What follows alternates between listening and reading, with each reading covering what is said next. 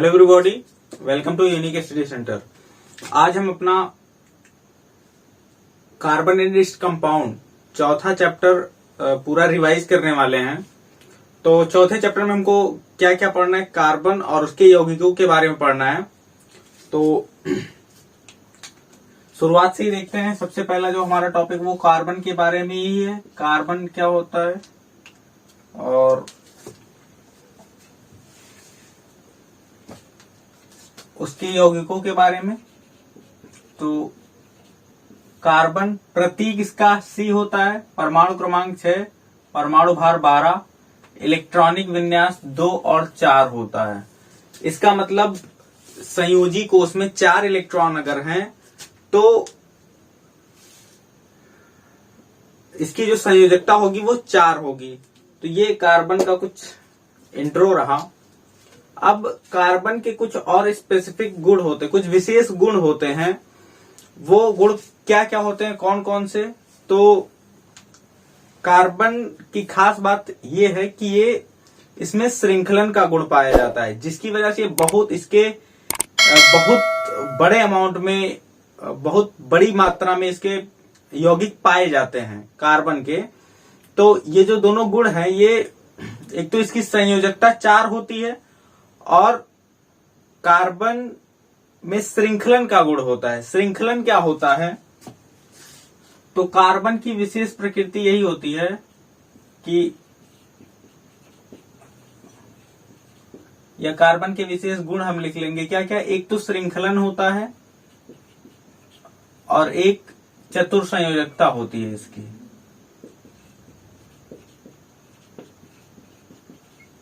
अब श्रृंखलन में क्या होता है कि कार्बन, एक परमाणु रहेगा कार्बन का और वो दूसरे कार्बन के साथ, फिर दूसरे कार्बन के साथ जुड़ते हुए एक श्रृंखला बना सकता है, एक शाखाएं बना सकता है, या फिर एक कोई बंद वलय बना सकता है, रिंग बना सकता है। तो इस जो ये उसकी प्रॉपर्टी होती है, जो गुण होता है, उसको हम श्रृंखलन का गुण बोलते हैं। तो ये कार्बन में होता है और इसीलिए इसके ढेर सारे यौगिक पाए जाते हैं। चतुर संयोजकता, कार्बन की संयोजकता 4 होती है और जिसको हम चतुर संयोजकता बोलते हैं। तो ये दोनों रीजन होते हैं कार्बन के कंपाउंड एक बहुत बड़ी मात्रा में पाए जाने के लिए। फिर कार्बन जो बॉन्ड बनाता है वो किस तरह का बॉन्ड बनाता है? तो कार्बन में अगर इलेक्ट्रॉनिक कॉन्फ़िगरेशन हम देखेंगे कार्बन का, तो ये नाभिक होगा, यहाँ पे 2 इलेक्ट्रॉन और फिर उसके बाद 4 इलेक्ट्रॉन। तो अब 4 इलेक्ट्रॉन, और इसको बंद बनाने के लिए क्या, बंद बनाना अगर है तो बंद क्यों बनाएगा? क्योंकि इसको अपना ऑक्टेट पूरा करना है। अब अगर ऑक्टेट पूरा करना है तो बाहर तो 4 इलेक्ट्रॉन है, या तो इसको 4 इलेक्ट्रॉन मिल जाए या फिर ये 4 इलेक्ट्रॉन तो त्याग करेगा नहीं, क्योंकि दोनों ही स्थितियां बहुत ही अनस्टेबल हो जाएंगी, बहुत ही मतलब स्थिर नहीं होंगी, अनस्टेबिलिटी बहुत ज्यादा हो जाएगी। इसलिए ये 4 इलेक्ट्रॉन ना तो त्याग करेगा और ना ही किसी से 4 इलेक्ट्रॉन लेगा। तो फिर करेगा क्या? ये इलेक्ट्रॉन की शेयरिंग कर लेगा, और इलेक्ट्रॉन की शेयरिंग से जो बंध बनता है उसको हम सहसंयोजी बंध बोलते हैं। तो कार्बन जो बंध बनाता है वो सहसंयोजी बंध बनाता है, और सहसंयोजी बंध इलेक्ट्रॉनों के साझेदारी से बनता है। आयनिक हम पढ़ चुके हैं, आयनिक बंध इलेक्ट्रॉन की स्थानांतरण से बनता है, आयनिक बंध। और सहसंयोजी बंध इलेक्ट्रॉन की साझेदारी से बनता है। तो ये अंतर होता है सहसंयोजी बंध में और आयनिक बंध में। इसीलिए जब आयनिक बंध बनता है तो वो आयनों के बीच में क्या होता है, इलेक्ट्रोस्टैटिक फोर्स लगता है, जो कि बहुत ज्यादा मजबूत होता है, जिसकी वजह से वो उस बंध को तोड़ने के बहुत ही ज्यादा ऊर्जा की आवश्यकता होती है। और इसलिए जो आयनिक यौगिक होते हैं उनके गलनांक और क्वथनांक बहुत ज्यादा उच्च होते हैं। लेकिन जो कार्बनिक पदार्थ होते हैं उनमें सहसंयोजी बंध होता है, जिसकी वजह से इसके गलनांक और क्वथनांक आयनिक यौगिकों से कम होते हैं। तो ये कुछ डिफरेंसेस होते हैं आयनिक यौगिक में और सहसंयोजी यौगिक में। तो कार्बन जो भी बंध बनाता है वो सहसंयोजी बंध ही बनाता है। और जो जिन यौगिकों के बीच में सहसंयोजी बंध बनते हैं उनको हम सहसंयोजी यौगिक बोलते हैं। तो फिर अब देखते हैं कार्बनिक यौगिक क्या होते हैं। मतलब जो कार्बन और कार्बन, नाइट्रोजन, हाइड्रोजन, ऑक्सीजन, इन सबसे मिलके बने रहेंगे। कार्बन, नाइट्रोजन, हाइड्रोजन, ऑक्सीजन, इन सबसे मिलके जो बनते हैं उनको हम बोलते हैं कार्बनिक यौगिक। और कार्बन और हाइड्रोजन से बस मिलके जो बनते हैं उनको बोलते हैं हाइड्रोकार्बन। अब हाइड्रोकार्बन के बारे में हमको पढ़ना है। हाइड्रोकार्बन दो तरह के होते हैं, एक संतृप्त हाइड्रोकार्बन होता है और एक असंतृप्त हाइड्रोकार्बन होता है। तो संतृप्त हाइड्रोकार्बन क्या होते हैं? कार्बनिक यौगिक क्या होते हैं? ये बंध बनाते चले जाते हैं। तो जब कार्बन का कोई यौगिक हो और उसमें प्रत्येक कार्बन के बीच में एकल बंध हो, है ना, सिंगल बॉन्ड हो, तो उसको हम बोलते हैं संतृप्त हाइड्रोकार्बन। और अगर कार्बन कार्बन के बीच में द्विबंध या त्रिबंध होता है तो उसको हम बोलते हैं असंतृप्त हाइड्रोकार्बन, है ना, अनसैचुरेटेड हाइड्रोकार्बन। अब संतृप्त और असंतृप्त को जब क्लासिफाई किया जाता है तो ये संतृप्त होता है जिसमें बस सिंगल बॉन्ड रहेगा कार्बन कार्बन के बीच में, और असंतृप्त में डबल बॉन्ड और ट्रिपल बॉन्ड होता है।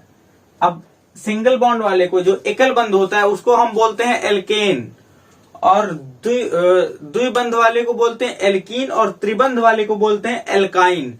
तो और नंबर ऑफ कार्बन जो लिखे जाते हैं n = 1, n = 2, n = 3, और इस तरह से जाते जाते n = 1 के लिए होता है मेथ, फिर 2 के लिए एथ, फिर 3 के लिए prop, but, pent, hex, hept, oct, non और डेक।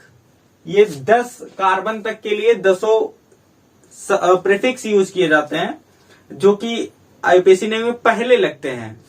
तो ये कार्बन के संख्याओं के साथ कौन से नंबर लगते हैं या कौन से प्रीफिक्स यूज किए जाते हैं वो हमको याद रहना चाहिए।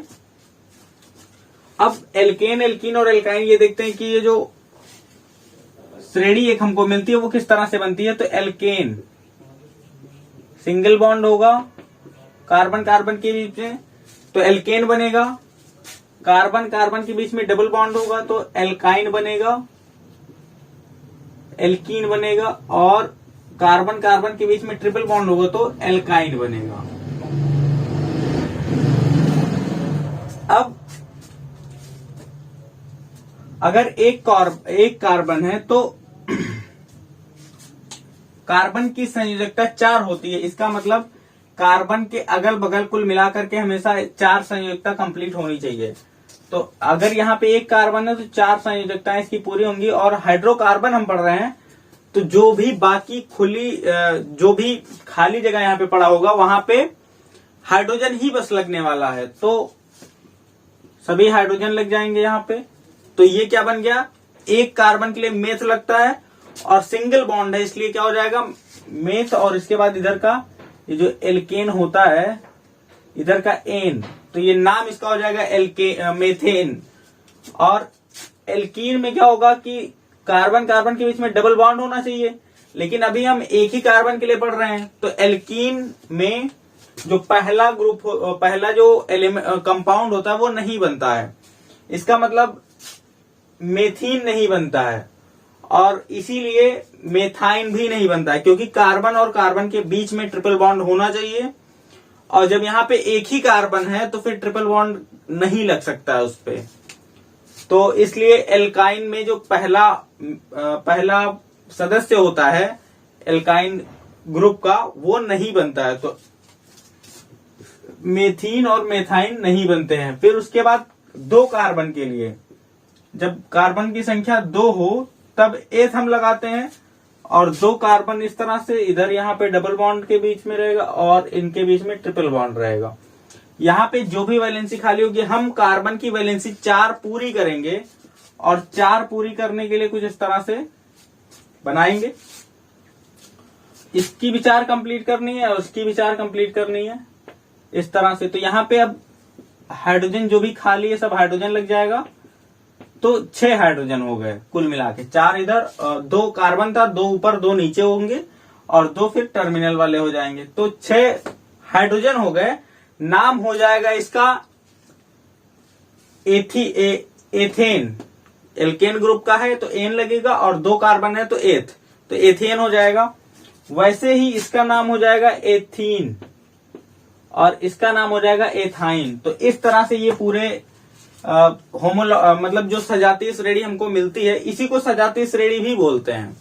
और एल्केन का जो सामान्य सूत्र होता है वो CnH2n+2 होता है। एल्कीन का सामान्य सूत्र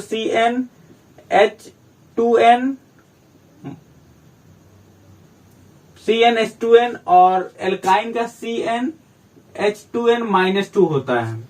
इस तरह से इनके जनरल फॉर्मूले होते हैं एल्केन, एल्कीन और एल्काइन का। एक होता है एल्किल ग्रुप। एल्किल ग्रुप क्या होता है? एल्केन में से जब एक हाइड्रोजन को घटा दिया जाता है, एक हाइड्रोजन रिमूव कर दिया जाता है, तो उसको हम बोलते हैं एल्किल ग्रुप। तो एल्किल ग्रुप हमको कुछ इस तरह से मिलता है। अब सजातीय श्रेणी के बारे में पढ़ना। सजातीय श्रेणी होती क्या है? तो सजातीय श्रेणी वो श्रेणी होती है जिसमें कार्बन परमाणुओं में से हाइड्रोजन हटाकर सभी हाइड्रोजन को एक ही प्रकार के क्रियात्मक समूह से प्रतिस्थापित कर दिया जाता है। मतलब ये जो पूरी सीरीज हमको मिलेगी, इस सीरीज में हम इस हाइड्रोजन को हटाएं और यहाँ पे अगर OH लगा दे रहे हैं, तो सब में जब हम OH लगा देंगे तो ये जो सीरीज हमको मिलेगी वो मिल जाएगी सजातीय श्रेणी। उसी को हम बोलेंगे होमोलॉगस सीरीज।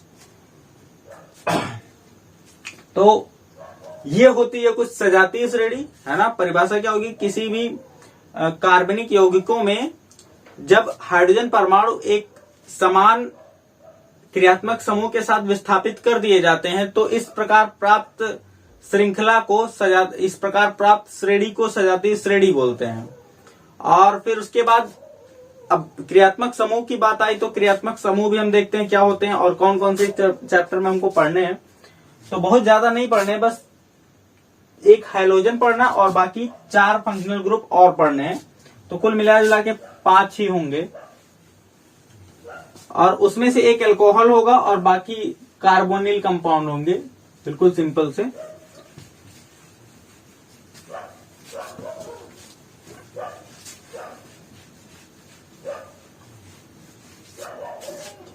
तो पहला जो फंक्शनल जो क्रियात्मक समूह हमको मिलेगा वो क्या मिलेगा? हैलोजन को ही हम देख लेते हैं, क्रियात्मक समूह। और इसमें क्या क्या मिल रहा है हमको? पहला हैलोजन मिल रहा है। हैलोजन क्या होते हैं? नाम में इसका काम पड़ेगा। तो हैलोजन फ्लोरीन, क्लोरीन, ब्रोमीन और आयोडीन, ये सभी हैलोजन तत्व होते हैं। और ये जब भी किसी भी कार्बनिक यौगिक में लगते हैं तो नाम में हैलो, है ना। हैलो का मतलब फ्लोरीन है तो फ्लोरो, क्लोरीन है तो क्लोरो, ब्रोमीन है तो ब्रोमो और आयोडीन है तो आयोडो लगता है। और इस तरह से रिप्रेजेंट किया जाएगा। तो हैलोजन होगा फ्लोरो, क्लोरो, ब्रोमो और आयोडो, ये लग जाएगा। इनको एक साथ अगर रिप्रेजेंट करना हमको तो इसको हम X से रिप्रेजेंट करते हैं। तो ये एक फंक्शनल ग्रुप हो गया हैलोजन। और कौन कौन से जो बचे हैं वो होते हैं? तो इसमें से एक होता है OH, एल्कोहल, एल्कोहलिक ग्रुप। और कौन सा होता है?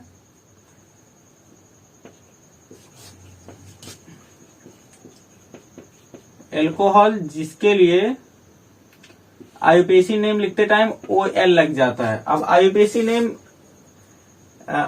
नेम में एल्कोहल में और एल्डिहाइड में थोड़ा सा ही डिफरेंस होता है। एल्कोहल में ऑल लग जाता है और एल्डिहाइड में अल लग जाता है। तो ये थोड़ा सा डिफरेंस हमको देखना है।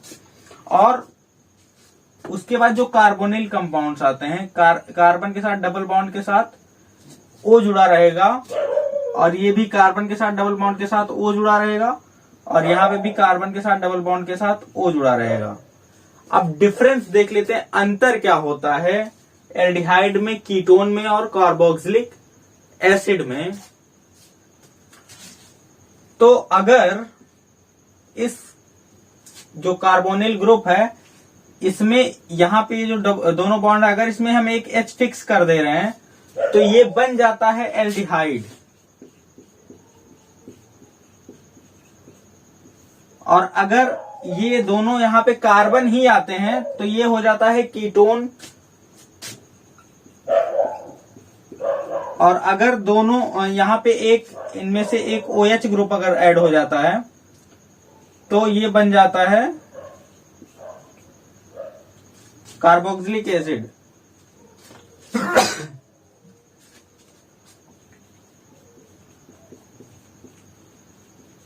Carboxylic acid. बस यही इतने फंक्शनल ग्रुप हमको पढ़ने, कंफ्यूजन होता है इन तीनों में, वो हमको मतलब बता नहीं मिलता है कि कौन सा रहेगा। तो उसके लिए क्या याद रखना है कि कार्बन डबल बॉन्ड O तो सब में है तो ये तो सब में दिखेगा। एल्डिहाइड, कीटोन और कार्बोक्सिलिक एसिड पहचानेंगे कैसे? कीटोन हमेशा जब भी आता है तो वो दोनों तरफ इसके कार्बन होते हैं, इसलिए ये हमेशा बीच में आता है कीटोन। तो जब जहां पे भी अगर किसी कार्बन से ऑक्सीजन जुड़ा हुआ है और वो बीच में जुड़ा हुआ है, कार्बन जो ये वाला कार्बन है ये दो कार्बन के बीच में होगा तो वो कीटोन होता है। और अगर कहीं लास्ट में टर्मिनल पे आ जा रहा है तो वो एल्डिहाइड हो जाता है, क्योंकि लास्ट में हाइड्रोजन ही जुड़ता है। और इधर अगर डबल बॉन्ड जुड़ा है और उसी से OH ग्रुप भी जुड़ा है तो ये कार्बोक्सिलिक एसिड होता है। आईयूपीएसी नेमिंग लिखते टाइम हम क्या क्या लगाते हैं वहां पे? एल्डिहाइड में हम अल लगा देते हैं AL, यहाँ पे OL, यहाँ पे AL। और कीटोन में ओन लगा देते हैं और कार्बोक्सिलिक एसिड में ओइक एसिड लगा देते हैं आईयूपीएसी नेमिंग करते टाइम। तो ये फंक्शनल ग्रुप रहे, क्रियात्मक समूह रहे। और अभी जब हम आईयूपीएसी नेमिंग पढ़ेंगे तो इन सब का काम पड़ेगा, तो ये आपको बिल्कुल छपा होना चाहिए। तो देख लीजिए क्या क्या है। F अगर लग जा रहा है तो फ्लोरो लगाएंगे, Cl लग जा रहा है क्लोरो लगाएंगे, Br लग जा रहा है ब्रोमो लगाएंगे, और I लग जा रहा है तो आयोडो लगाएंगे। यहां तक ठीक है। OH ग्रुप अगर दिख गया किसी भी यौगिक में तो हम OL ऑल लगा देते हैं आईयूपीएसी नेमिंग में। बाकी कॉमन नेम जो होता है उसमें तो एल्कोहल और ये सब इस तरह से बोला ही जाता है, एथिल एल्कोहल, मेथिल एल्कोहल। लेकिन जब हम आईयूपीएसी नेमिंग करेंगे तो वहां पे ऑल याद रखना है बस, और वो भी सफिक्स होता है। फिर एल्डिहाइड अल लग जाएगा। एल्डिहाइड अभी क्वेश्चन करते टाइम फिर ये क्लियर होगा वहां पे। फिर उसके बाद कीटोन तो ओन लग जाएगा। और अगर C डबल बॉन्ड O और H ये जो दिखेगा ग्रुप में ये कुछ इस तरह से दिखेगा, C रहेगा और ये डबल बॉन्ड इधर O रहेगा और इधर OH रहेगा। ऐसा इसको शॉर्ट में हम C डबल OH भी लिख देते हैं। तो इस तरह से ये दिखेंगे, चाहे ऐसा दिखेगा या फिर ऐसा दिखेगा। तो जो कार्बोक्सिलिक एसिड होता है वो कुछ ऐसा दिखता है। और आईयूपीएसी नेमिंग लिखते टाइम क्या करते हैं? ओइक एसिड लगा देते हैं, मतलब नाम में ओइक एसिड लिख देते हैं। अब इसके बाद क्रियात्मक समूह हो गया। क्रियात्मक समूह के बाद आईयूपीएसी नेमिंग देख लेते हैं। कुछ क्वेश्चंस जो आए हुए हैं उन क्वेश्चंस को करते हैं पहले। तो यही देख के इसी के सहारे करेंगे आगे। तो आपका जो आया हुआ क्वेश्चन है उसमें हमको आईयूपीएसी नेमिंग मतलब इसका स्ट्रक्चर बनाना है। मेथेनल का स्ट्रक्चर बनाना है। मेथेनल का, मेथेनल बोला गया, इसका मतलब सबसे पहले मेथेन बना लेते हैं। मेथेन बना लेंगे, ठीक है, कोई दिक्कत नहीं है। एक कार्बन होगा, 4 हाइड्रोजन हो जाएंगे, बन गया मेथेन। अब फंक्शनल ग्रुप क्या होते हैं? इन्हीं में से जो हमने एल्केन, एल्कीन, एल्काइन पढ़ा उसी में से कोई एक हाइड्रोजन को हटाया जाएगा और इस फंक्शनल ग्रुप को लगाया जाएगा। तो यही बिल्कुल कॉन्सेप्ट होता है उसका। अब हमको मेथेनल बताना है, तो मेथेन है और यहाँ पे कहा जा रहा है कि क्या आना चाहिए? AL, मेथेनल आना चाहिए। इसका मतलब ये फंक्शनल ग्रुप हमको ऐड करना पड़ेगा। और ये फंक्शनल ग्रुप ऐड करने के लिए क्या होना चाहिए? कार्बन से एक ऑक्सीजन जुड़ा होना चाहिए और एक हाइड्रोजन जुड़ा होना चाहिए। यहाँ पे भी मतलब हाइड्रोजन या कुछ भी जुड़ सकता है। तो हम यहाँ पे क्या करते हैं? इस हाइड्रोजन को हटाते हैं और यहाँ पे डबल बॉन्ड O लगा देते हैं। अब इस कार्बन से क्या एक ऑक्सीजन और एक हाइड्रोजन जुड़ गया, ठीक है, अल नाम में अब लग जाएगा, कोई दिक्कत नहीं होगी। लेकिन अभी क्या ये जो लिखा है वो सही लिखा है? तो कार्बन की वैलेंसी हमेशा मतलब कार्बन की वैलेंसी होती है 4, तो कार्बन के अगल बगल में हमेशा 4 ही डंडा होना चाहिए। यहाँ पे कितना दिख रहा है? 5 डंडा नहीं हो सकता है, इसका मतलब इसको 1 हटाना पड़ेगा, ये होता है। तो नाम अगर लिखना मेथेन था, ये फंक्शनल ग्रुप दिख गया तो नाम क्या हो जाएगा? मेथेनल। इस तरह से स्ट्रक्चर आपको लिखना था। फिर अगला क्वेश्चन है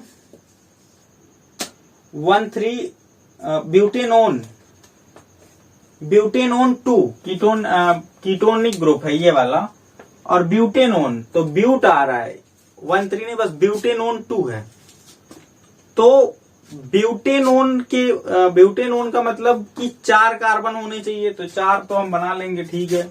ये हमारे पास 4 कार्बन हो गए। और ब्यूटेनोन 2 बताया गया, इसका मतलब दूसरा कार्बन। तो दूसरे कार्बन पे क्या है? एक ऑक्सीजन जुड़ जाएगा, कीटोनिक ग्रुप हो गया। बाकी जितना खाली है सब पे हाइड्रोजन लग जाएगा। तो यहाँ पे ये हाइड्रोजन लग गया, इसका 4 कंप्लीट है। यहाँ पे ये हाइड्रोजन लग गया और ये हाइड्रोजन लग गया, तो ये बन गया ब्यूटेनोन 2, नाम हो जाएगा ब्यूटेनोन 2। अगला क्वेश्चन है प्रोपेनॉल 2 या प्रोपेन टू ऑल। तो प्रोपेनॉल बोलेंगे चाहे प्रोपेन टू ऑल बोलेंगे, दोनों एक ही बात है। इसका मतलब एल्कोहलिक ग्रुप है। प्रोप के लिए क्या होता है? 3 कार्बन होते हैं, तो 3 कार्बन पहले हम बनाएंगे और इसमें एक OH ग्रुप लगा देंगे। बाकी जितना खाली पड़ा है वहां पे हाइड्रोजन लगा देंगे। प्रोपेनॉल, लेकिन प्रोपेनॉल 2 बोला है, तो ये तो प्रोपेनॉल 1 है। इसका मतलब ये जो OH ग्रुप लगेगा ये दूसरे कार्बन पे लगेगा और बाकी सारे के सारे क्या हो जाएंगे? H लग जाएंगे, तो ये प्रोपेनॉल 2 हो जाएगा। तो इस तरह से ये आईयूपीएसी नेमिंग, आपको आईयूपीएसी नेमिंग दिया गया था और स्ट्रक्चर बनाना था। अगला जो क्वेश्चन हमको मिलेगा वहां पे स्ट्रक्चर दिया रहेगा और आईयूपीएसी नेमिंग आपको लिखना रहेगा। हमारे नेक्स्ट क्वेश्चन में कुछ आईयूपीएसी के मतलब कार्बनिक यौगिक के स्ट्रक्चर दिए रहेंगे और उनका हमको नाम लिखना रहेगा। तो उसमें से जो पहला क्वेश्चन है हमारा, उसका स्ट्रक्चर C2H5 और CHO है। C2H5 और CHO है। इसका हमको आईयूपीएसी नाम लिखना है। अब आईयूपीएसी नाम के लिए जो चीजें हमको याद रखनी है उसमें से पहला है कि अगर कोई भी हैलोजन फ्लोरीन, क्लोरीन, ब्रोमीन या फिर आयोडीन आ जाता है तो इसमें फ्लोरीन आता है तो फ्लोरो लगेगा आईयूपीएसी नेम लिखते टाइम। क्लोरीन आ रहा है, Cl आ रहा है तो क्लोरो लगेगा, ब्रोमीन आ रहा है तो ब्रोमो लगेगा और आयोडीन आ रहा है तो आयोडो लगेगा। तो ये हैलोजन फैमिली का है, इसलिए इसको ये जो बन जाते हैं ये हैलो कंपाउंड बनते हैं ना। तो फ्लोरो, क्लोरो, ब्रोमो, आयोडो, ये इतनी चीज याद रखनी है। हैलोजन ग्रुप है और ये फंक्शनल ग्रुप फ्लोरो, क्लोरो, ब्रोमो और आयोडो। और क्या याद रखना है? एक OH फंक्शनल ग्रुप, क्रियात्मक समूह है OH जहां पे भी लगेगा जिस भी कार्बन की श्रृंखला में, वहां पे वो एल्कोहल, ये एल्कोहल ग्रुप है और उसका जब हम आईयूपीएसी नाम लिखेंगे तो लास्ट में OL जोड़ देते हैं एल्कोहल में। तो इसके लिए हमको नाम में याद रखना OL जोड़ना है ना, ऑल जोड़ना है, ऑल। और 3 क्रियात्मक समूह और हैं वो हमको याद रखने हैं। तीनों में कंफ्यूजन इसलिए होता है क्योंकि स्ट्रक्चर बिल्कुल सेम होता है तीनों का। और ये कार्बन डबल बॉन्ड O इसमें भी मिलता है और फिर कार्बन डबल बॉन्ड इसमें भी मिलेगा, कार्बन डबल बॉन्ड इसमें भी मिलेगा। अब अंतर क्या होता है? यहां पे इस कार्बन के 2 बंध तो पूरे हो चुके हैं, 2 संयोजकता, 2 और बच रहा है। तो अगर हम इस एक संयुक्ता पे H लगा देते हैं तो ये बन जाता है एल्डिहाइड। मतलब हमारे पास एक कार्बन रहेगा, उस कार्बन से जुड़ा हुआ एक ऑक्सीजन रहेगा और वो तीनों में रहेगा। तो यहां तक ठीक है। लेकिन जिस कार्बन से ऑक्सीजन जुड़ा है अगर उससे एक हाइड्रोजन भी जुड़ा है तब वो एल्डिहाइड हो जाता है। और इसका नाम लिखते टाइम लास्ट में अल लगाते हैं, अल लगाएंगे। और C डबल बॉन्ड O, यहां पे भी कार्बन होगा और यहां पे भी कार्बन होगा। अभी क्वेश्चन करते टाइम और ज्यादा क्लियर होगा। अभी तो बस इतनी चीजें याद रखनी कि कार्बन है double bond oxygen, carbon double bond oxygen और कार्बन डबल बॉन्ड ऑक्सीजन। लेकिन डिफरेंसेस कहां पे आते हैं? यहां पे एक जो बॉन्ड है इसको हमने OH बना दिया, अभी OH ग्रुप बन गया। अब इसका जो स्ट्रक्चर होगा यही, इसी को हम लिख सकते हैं COOH के जैसा दिख जाएगा। और इसका अगर सही से स्ट्रक्चर बनाएंगे तो स्ट्रक्चर इसका ऐसा होगा, C डबल बॉन्ड O और इधर OH। ये समझाने के लिए कि कार्बन के साथ डबल बॉन्ड, कार्बन के साथ डबल बॉन्ड और कार्बन के साथ डबल बॉन्ड, तो कार्बन के साथ डबल बॉन्ड है और एक OH लग गया है, तो ये जो बनता है ये हो जाता है ओइक एसिड, है ना। कार्बोक्सिलिक एसिड क्रियात्मक समूह है, कार्बोक्सिलिक अम्ल, और जब नाम लिखते हैं तब लगता है ओइक एसिड। ये है अल्कोहल और ये है एल्डिहाइड, इधर है कीटोन और ये है एसिटिक कार्बोक्सिलिक एसिड।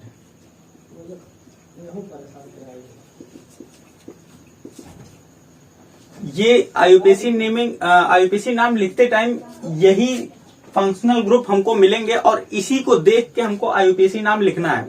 तो ये चीजें तो बिल्कुल एकदम छपी होनी चाहिए माइंड में, है ना। आंख बंद करें तो ये दिख जाए तो आईयूपीएसी नाम हो जाएगा।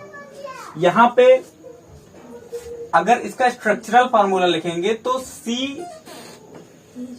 और C डबल बॉन्ड O और H, यहां पे एक हाइड्रोजन लग जाएगा, इधर हाइड्रोजन, और ये कंप्लीट हो जाएगा। स्ट्रक्चर इसका ऐसा दिखेगा। अब यहाँ पे फंक्शनल ग्रुप हम देखते हैं दिख कौन सा रहा है, तो C डबल बॉन्ड O है और H एक लग गया है, इसका मतलब ये एल्डिहाइड है। एल्डिहाइड है तो नाम लिखते टाइम लास्ट में AL लगाएंगे, अल लगाएंगे। और कार्बन कितने हैं, तो कार्बन यहाँ पे 1 2 3, 3 कार्बन के लिए प्रोप लगता है, ये हो जाएगा प्रोप और प्रोपेन, और लास्ट में अल लग जाएगा, तो पूरा का पूरा नाम इसका बन जाएगा प्रोपेनल। तो इस तरह से कुछ होगा।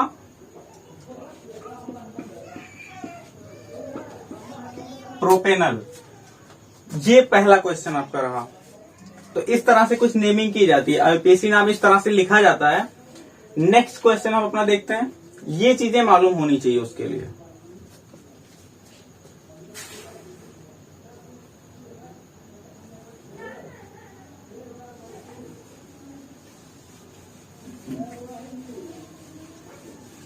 इसका नाम हो गया प्रोपेनल।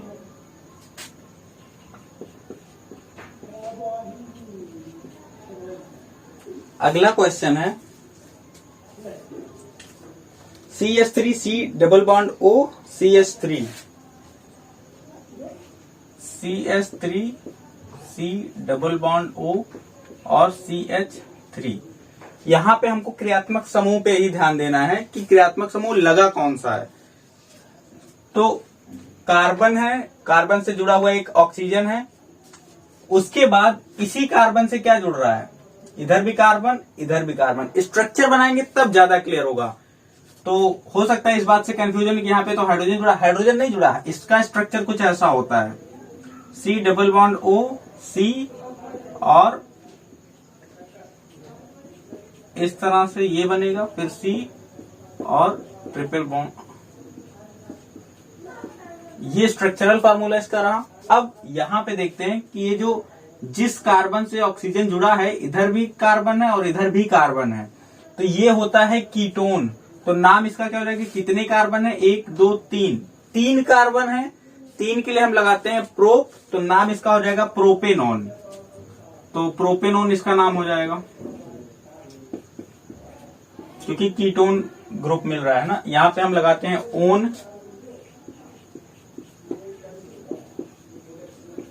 और इसका जब नाम लिखते हैं तो वहां पे लगाते हैं ओइक अम्ल। ओइक अम्ल या फिर ओइक एसिड। तो इस तरह से नेमिंग करनी है हमको। तो यही है इसका स्ट्रक्चर, ये रहा, और नाम क्या होगा प्रोपेनोन।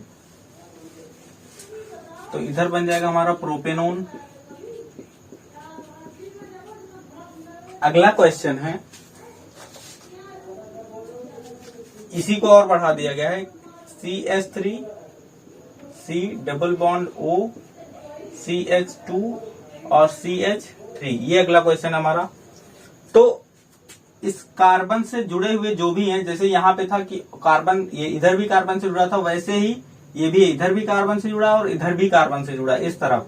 तो अब इसका अगर हमको नाम लिखना है तो खुद से ट्राई करिए, अगर नहीं बन रहा है तो फिर अभी नेक्स्ट आ रहा है तो एक जो आइडिया आपके मन में आ रहा हो या फिर जो भी आंसर आ रहा होगा वो क्या, 4 कार्बन है और इस चार कार्बन है जिससे ऑक्सीजन जुड़ा है, उसके दोनों तरफ कार्बन ही है, तो वो कीटोन ग्रुप होता है, कीटोन फंक्शनल ग्रुप। और यहाँ पे जो हमको मिलने वाला है, तो 4 के लिए हम लगाते हैं ब्यूट, और ओन लगेगा तो ब्यूटेनोन हो जाएगा, ब्यूटेन और ब्यूटेनोन, तो नाम हो जाएगा इसका ब्यूटेनोन। तो इस तरह से इसका नाम हो गया ब्यूटेनोन।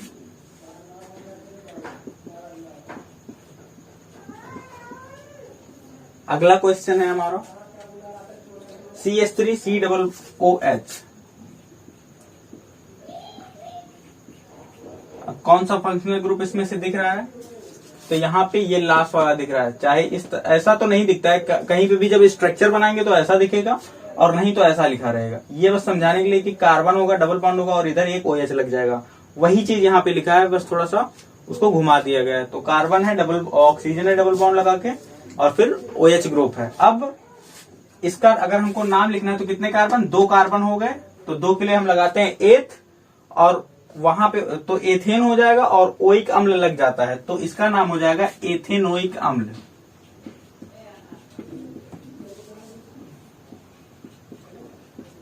इस तरह से बन जाने हैं।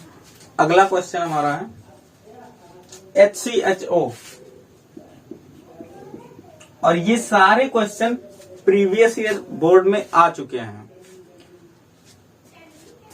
HCHO एक कार्बन है, एक के लिए हम मेथ लगाते हैं, और फंक्शनल ग्रुप हमको कौन सा मिल रहा है, ये जब भी दिखेगा तो स्ट्रक्चर इसका ऐसा होगा, और ये दिखेगा कैसा, CHO के जैसा दिखेगा, CHO, और ये हमेशा C डबल बॉन्ड O रहेगा, और ये C डबल OH के जैसा दिखेगा।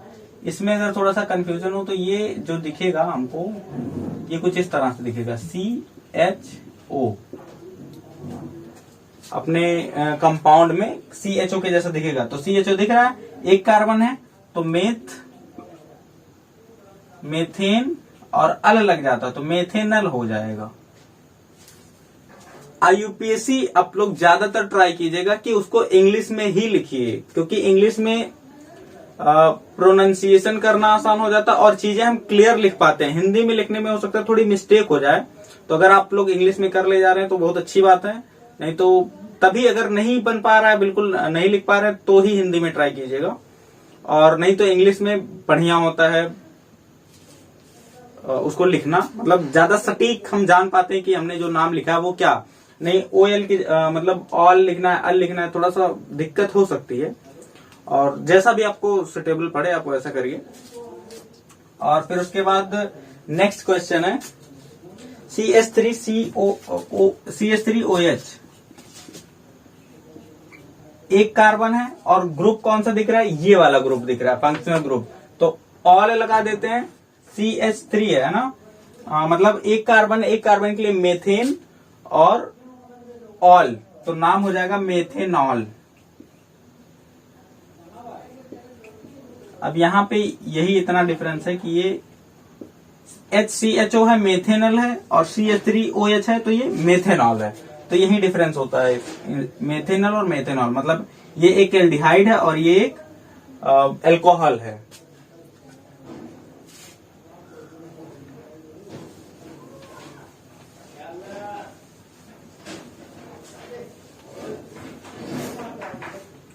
नेक्स्ट क्वेश्चन है CH3Cl। अब यहाँ पे जो फंक्शनल ग्रुप हमको दिख रहा है वो इनमें से दिख रहा है। अब इस X में फ्लोरो, क्लोरो, ब्रोमो और आयोडो आते हैं, तो उसी हिसाब से यहाँ पे हमारे पास क्लोरीन लगा हुआ है, तो नाम लिखने के पहले हम क्लोरो लगा देंगे। बाकी ये मेथेन था एक कार्बन के लिए, तो नाम हो जाएगा इसका क्लोरोमेथेन।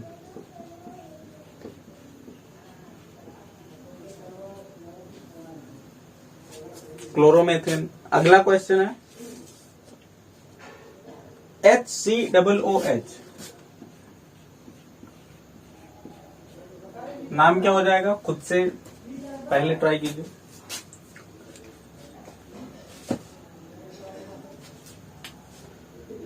HCOOH कौन सा फंक्शनल ग्रुप हमको दिख रहा है? HCOOH ये दिख रहा है, COOH दिख गया, इसका मतलब वो कार्बोक्सिलिक एसिड है।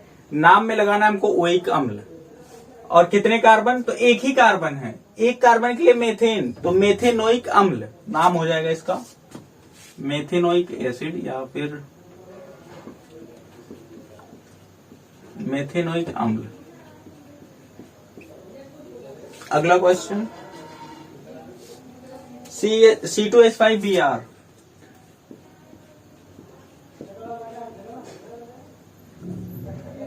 ब्रोमीन लग गया, ब्रोमो और दो कार्बन, तो दो कार्बन के लिए लगता है एथेन, मतलब एथ लगेगा और सारे सिंगल बॉन्ड हैं, तो नाम क्या हो जाएगा? Bromo ethane. इस तरह से फिर CH3 सिंगल बॉन्ड CH और फिर उसके बाद double bond CH2। Double bond, हाँ ये चीज एक याद रखनी है कि अगर कहीं पे भी डबल बॉन्ड आ जाता है तो वो ईन हो जाता है, और ट्रिपल बॉन्ड आ जाता है तो वो आइन हो जाता है, ये याद रखने हैं। सिंगल बॉन्ड रहता है तो वो एन रहता है, तो सिंगल बॉन्ड के लिए एन, डबल बॉन्ड के लिए ईन और ट्रिपल बॉन्ड के लिए आइन हम लगाते हैं।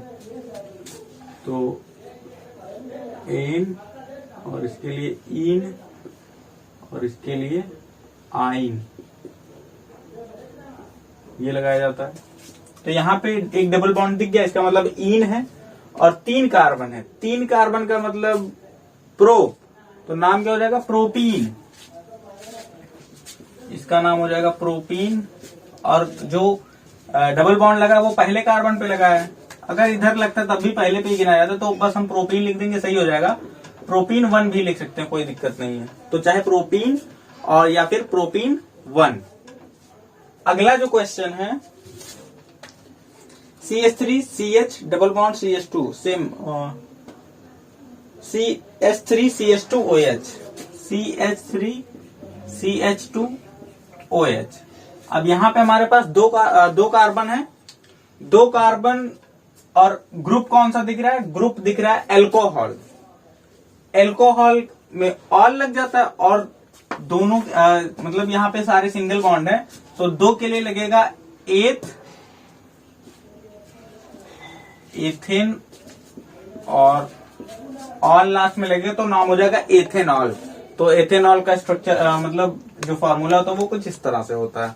नेक्स्ट क्वेश्चन है CH3CH और CH3OH। अब यहाँ पे जो OH ग्रुप लगा है वो है तो अल्कोहल, लेकिन कौन से कार्बन पे लगा है ये नंबर हमको बताना पड़ेगा, क्योंकि वो इस पे भी लग सकता है और इस पे इधर भी लग सकता है। तो नाम इसका लिखते टाइम क्या लिखेंगे? 3 कार्बन है हमारे पास, ठीक है, 3 की लगता है प्रो, तो प्रोपेन, और उसके बाद दूसरे कार्बन पे OH लिखा है तो 2 लगा देंगे, और ऑल, इस तरह से लिखा जाएगा प्रोपेन टू ऑल। तो ये आईयूपीएसी नेमिंग हो गई। CH3 CH CH3 और OH की। तो अगला क्वेश्चन है C2H5OH, ये शायद हो चुका है। C2H5OH यही सेम है। इसी को हम C2H5 भी लिख सकते हैं, क्योंकि यहाँ पे हमारे पास 2 कार्बन और 5 हाइड्रोजन, तो यही लिखा रहेगा C2H5OH। नाम हो जाएगा इथेनॉल। तो उसके ये सारे नाम लिखने के लिए ये चीजें हमको पता होनी चाहिए, इनमें डिफरेंसेस पता होने चाहिए कि क्या अंतर होता है एक दूसरे से, क्योंकि C डबल बॉन्ड हो, C डबल बॉन्ड हो, C डबल बॉन्ड हो, और यहीं पे कंफ्यूजन होता है फंक्शनल ग्रुप को लेके। तो फंक्शनल ग्रुप ये जो जहां पे एल्डिहाइड दिखेगा वो कंपाउंड में CHO के जैसा दिखेगा, ये बात याद रखनी है। और OH तो दिखता है ठीक है, ये C डबल बॉन्ड O के जैसा ऐसा दिखेगा।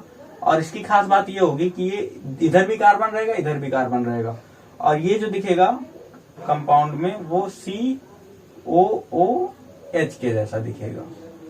तो यहां से हम आसानी से जान सकते हैं कि कौन सा फंक्शनल ग्रुप वहां पे होगा। तो IUPAC नेमिंग जो भी एग्जाम में पूछा जाएगा, ये सारे जो क्वेश्चन है ये सारे प्रीवियस ईयर में पूछे जा चुके हैं, तो आप इनकी प्रैक्टिस अच्छे से कीजिए।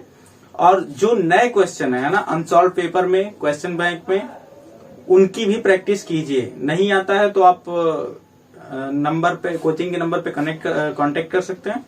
अब हम अपना नेक्स्ट टॉपिक देखते हैं, कुछ कार्बनिक यौगिक जिसमें एल्कोहल मतलब इथेनॉल और एथेनोइक अम्ल, ये 2 कार्बनिक यौगिकों के बारे में हमको पढ़ना है।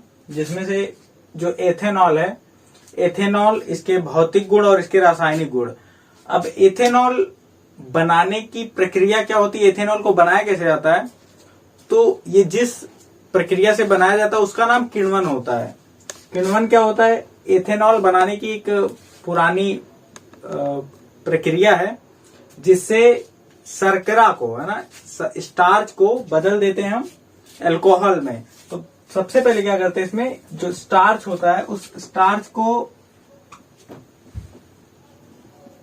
ईस्ट की उपस्थिति में गर्म किया जाएगा और जल के साथ अभिक्रिया करेगा तो क्या बनाएगा, माल्टोज बनाएगा।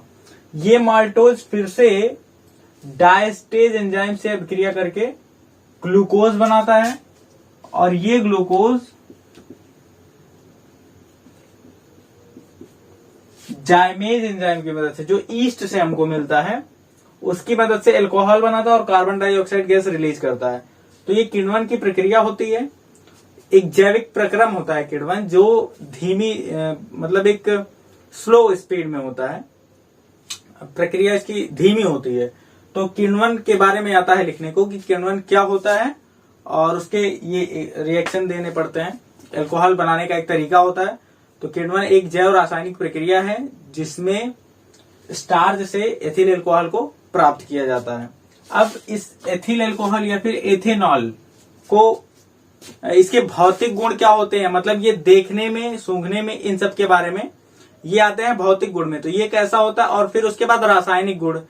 तो रासायनिक गुण में आते हैं कि उसके जो जितने भी रिएक्शंस होते हैं वो कौन कौन से होते हैं और किस तरह से होते हैं, वो पढ़ना है। तो पहले भौतिक गुण, मतलब ये क्या होता है, रंगहीन होता है और मीठी गंध होती है इसमें अल्कोहल में, और इसका जो क्वथनांक होता है वो 78 डिग्री सेल्सियस होता है, और पानी में ये घुल जाता है। तो ये सारे भौतिक गुण हैं इसके।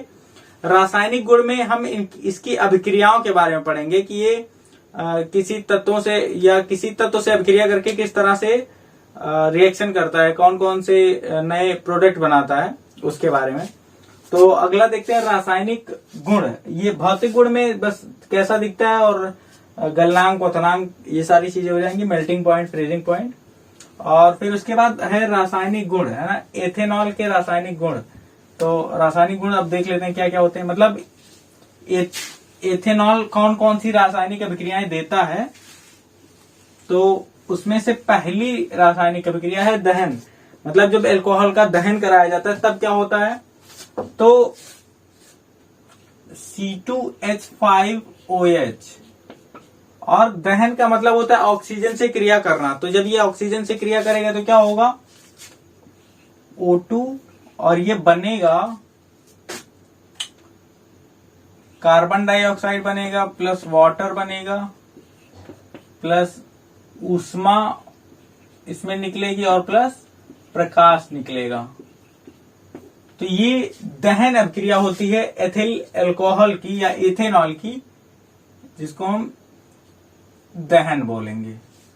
तो इस तरह से कुछ अभिक्रिया मतलब अल्कोहल जलने पे कुछ इस तरह की अभिक्रिया होती है। हमारी अगली अभिक्रिया इसी में है अल्कोहल एथेनॉल की कि सोडियम के साथ अभिक्रिया। अगर ये सोडियम के साथ अभिक्रिया करेगा तो क्या बनेगा या कैसे? सोडियम के साथ अभिक्रिया, ये इसके क्या है, ये सभी रासायनिक गुण हैं। तो सोडियम के साथ C2H5OH और प्लस Na, ये बनाता है सोडियम एथॉक्साइड। इस तरह से कुछ C2H5ONa और प्लस हाइड्रोजन गैस रिलीज होती है, तो इसका नाम होता है सोडियम एथॉक्साइड। तो इस तरह से सोडियम एथॉक्साइड फॉर्म होता है जब अल्कोहल सोडियम से अभिक्रिया करता है तब। अगला जो हमारा रिएक्शन है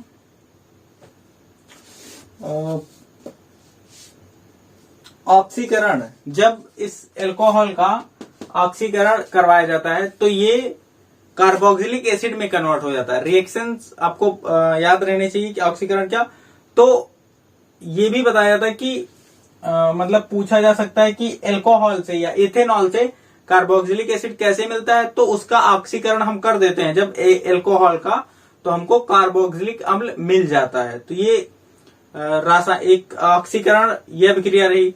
जो ज्यादातर पूछे जाते हैं उस अभिक्रिया में एस्टरीकरण एक होता है। एस्टरीकरण क्या होता है, ये लगभग हर साल का क्वेश्चन है।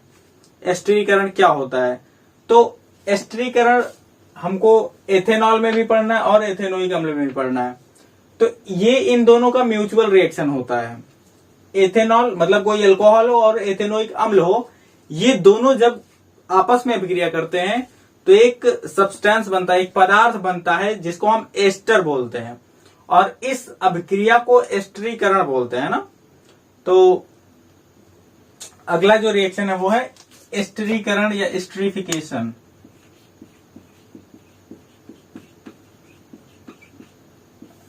ये लगभग हर सेट में हर साल क्वेश्चन आ ही जाता है। एस्टरीकरण क्या होता है और उसके एग्जाम्पल हमको लिखने होते हैं, उसका रिएक्शन देना होता है।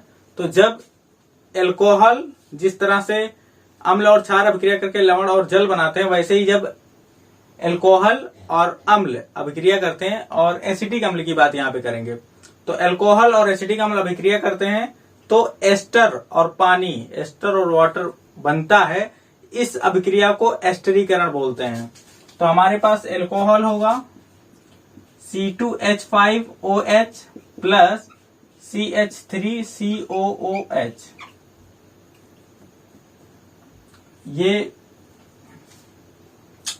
दोनों अभिकारक हो गए, और इसमें बनेगा क्या, C2H5O और फिर CH3। इस तरह से कुछ फॉर्म हो जाता है। अगर हम इसका रिएक्शन लिखना चाहें तो ये CH3 CH2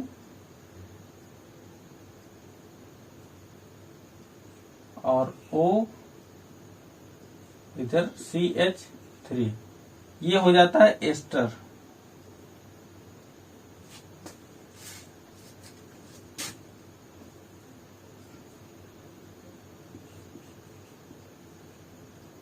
और फिर उसके बाद CH3COO और C2H5 और प्लस वाटर, इस तरह से फॉर्म होगा।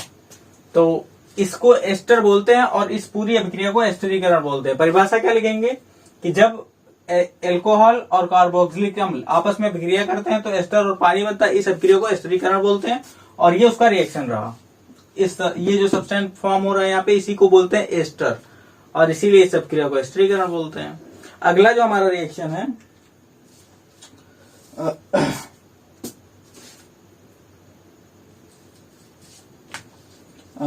हैलोफॉर्म अभिक्रिया और क्लोरीन से अभिक्रिया।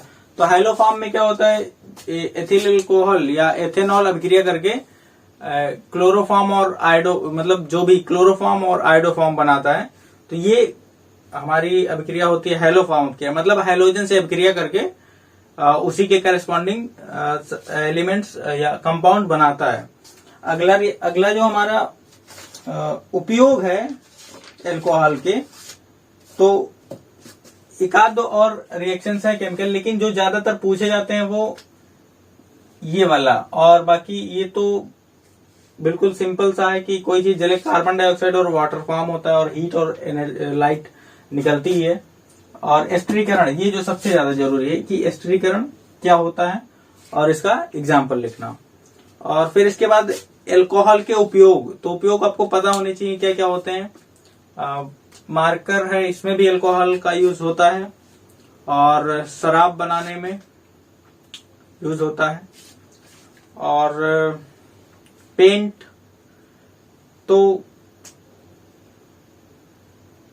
मेथेनॉल जो तो अल्कोहल ग्रुप का ही है, लेकिन एथिल अल्कोहल यूज होता है ना, एथेनॉल यूज होता है। जो शराब बनाने में यूज होता है वो एथेनॉल यूज होता है। मेथेनॉल पॉइजनस होता है, जहरीला होता है, मतलब अगर वो कोई कंज्यूम कर ले रहा है तो उसका जो ब्लड होगा वो स्कंदित हो जाता है, मतलब जैसे फटा हुआ दूध हो जाता है वैसा हो जाएगा, या उबले हुए अंडे जैसा कुछ ब्लड हो जाएगा, थक्का बन जाएगा उसका, और वो सरवाइव नहीं कर पाएगा फिर। तो ये मेथेनॉल का की ऐसी प्रॉपर्टी होती है। और इथेनॉल जो होता है, या एथेनॉल या एथिल अल्कोहल, इसकी भी एक लिमिट होती है कि अगर उस लिमिट से ज्यादा परसेंटेज ब्लड में हुआ तो फिर आदमी सरवाइव नहीं कर पाएगा। तो ऐसी हैं कुछ इसके इम्पैक्ट बॉडी पे होते हैं जो भी है। तो ये इसके रिएक्शन है और यूजेस यही पेंट में, और ये सारे यूजेस हैं। स्याही या मार्कर की स्याही भी उसी से है। तो यूजेस अपना आप देख लीजिएगा, 3-4 लाइन जो भी पता हो। नेक्स्ट जो है हमारा एथेनोइक अम्ल। एथेनोइक अम्ल है ये। तो ये अम्लों की जो हमने अभिक्रियाएं पढ़ा है अम्ल, क्षार एवं लवण चैप्टर में, वही सारे रिएक्शन यहाँ पे भी ज्यादातर मिलेंगे कि धातु से अभिक्रिया करेगा तब क्या होगा, धातु हाइड्रोजन कार्बोनेट से, धातु कार्बोनेट से, किसी क्षार से, तब क्या क्या बनते हैं उसी के करेस्पॉन्डिंग हम जिस तरह से ये रिएक्शन करता है उसी के अकॉर्डिंग हमको प्रोडक्ट भी मिल रहे होते हैं। और फॉलो वही सारे रूल्स होते हैं जो एसिड बेस एंड सॉल्ट में हो रहे थे, कि जब एसिड किसी पर्टिकुलर एलिमेंट से या किसी भी कोई भी अभिक्रिया जब परफॉर्म करता है तो क्या क्या प्रोडक्ट बन रहे होते हैं। अब एथेनोइक अम्ल का संरचना सूत्र और आणविक सूत्र देखते हैं क्या क्या होता है।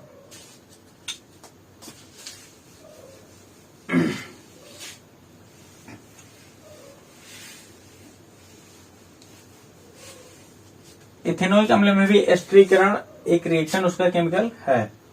तो अगला आ गया हमारा एथेनोइक अम्ल।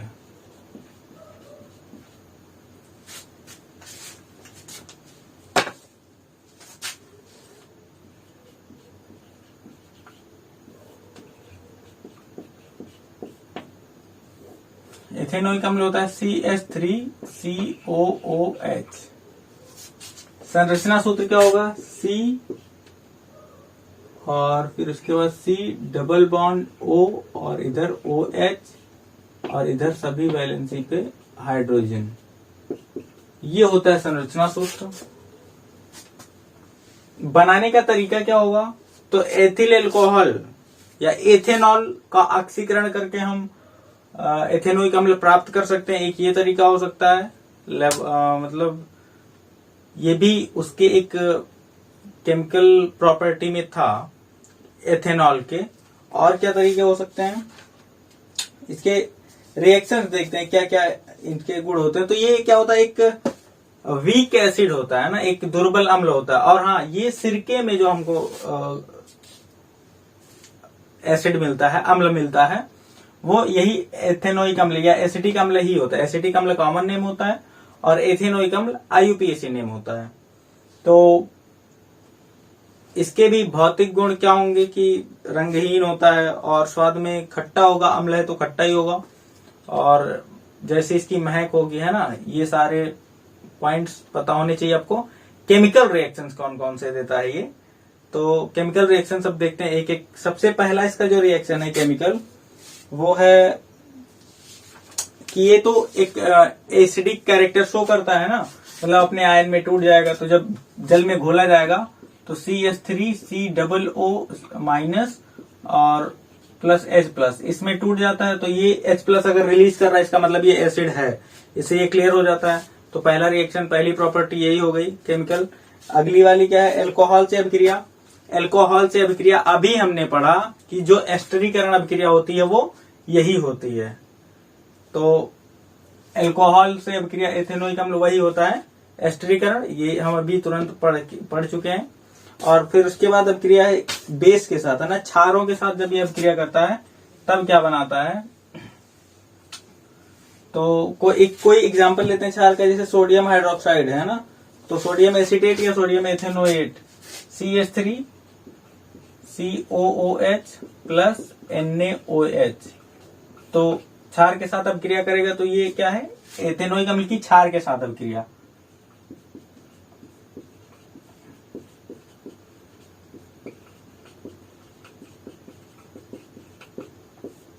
क्या बनाएगा, सोडियम एथेनोएट बनाएगा, और क्या, वाटर निकल जाएगा, तो H2O निकल गया, बचा क्या, CH3COONA, नाम हो जाएगा सोडियम एथेनोएट।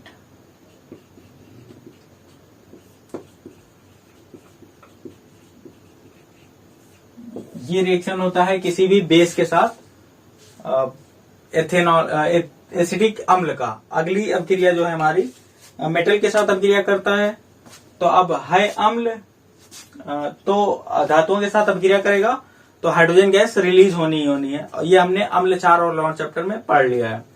तो एग्जाम्पल देखते हैं इसका, सोडियम से ही अभिक्रिया अगर करवा देते हैं, तो ये अब की बार धातु के साथ अभिक्रिया,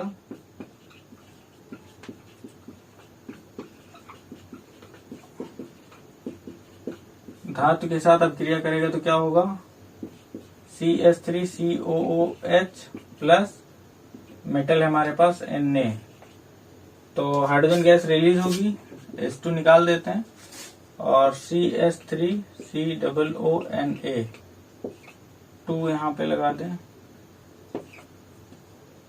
सब बैलेंस है। तो ये सोडियम एथेनॉल यहाँ पे भी बनाएगा और हाइड्रोजन गैस तो रिलीज होगी, तो ये एक सॉल्ट अपना फॉर्म करता है। और फिर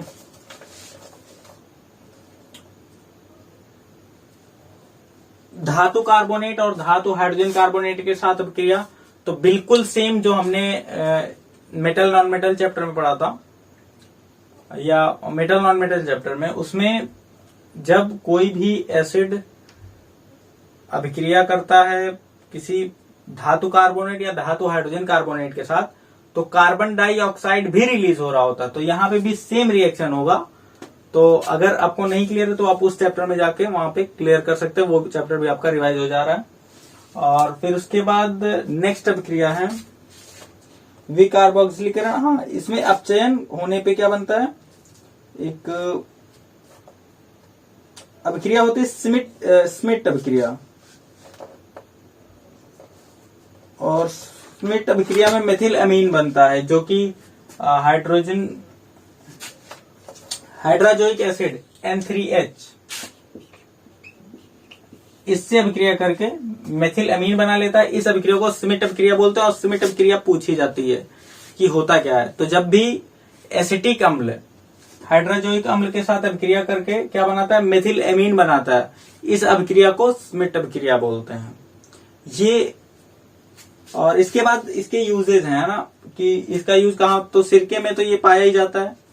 अब एसिड है तो वीक एसिड है तो किचन में भी हमको ये मिल जाएगा। और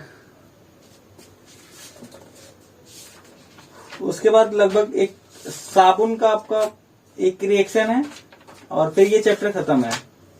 और क्वेश्चंस लगभग आईयूपीएसी नेमिंग, ज्यादा इस पे फोकस रहता है आईयूपीएसी नेमिंग पे, तो वो तो हो चुका है। अब जो सोप का आपका रिएक्शन है वो आप एक बार 3-4 बार लिखकर प्रैक्टिस कर लीजिए, ताकि अगर आ जा रहा है और बनाने मतलब क्या क्या चीजें यूज होती हैं साबुन बनाने में, यही है बस, और कुछ खास नहीं। और फिर डिटर्जेंट और फिर इसकी सफाई की प्रक्रिया क्या होती है। तो सफाई की प्रक्रिया के लिए जो भी साबुन जो बनाया जाता है उसके 2 सिरे होते हैं, एक हाइड्रोफिलिक होता है, एक हाइड्रोफोबिक होता है।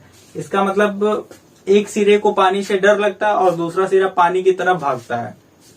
तो जब कोई मैल होता है, जब उसको डिटर्जेंट को मिला दिया जाता है तो उसके जो अणु होते हैं, जो हाइड्रोफोबिक सिरा होता है, मान लीजिए ये वाला, तो जब इसको पानी से दूर जाना है तो ये मैल के और कपड़े के अंदर बीच में घुसने लगता है कुछ इस तरह से। तो अगर यहाँ पे कोई कपड़ा है और इस पे इसे मैल इसे लगी हुई है, तो ये क्या करेगा, ये इधर एक सिरा इधर भागेगा और एक सिरा इधर भागेगा। जो सिरा हाइड्रोफोबिक होगा वो इसी मैल की तरफ हो जाएगा और धीरे धीरे उसको क्या कर रहा होगा, धीरे धीरे उस कपड़े से अलग कर रहा होगा और उसके बाद फिर पानी मार देंगे तो वो पूरा का पूरा अलग हो जाएगा। तो ये तरीका होता है कुछ क्लीनिंग मैकेनिज्म, क्लेंजिंग जो मैकेनिज्म होता है डिटर्जेंट का, कुछ ऐसा ही होता है।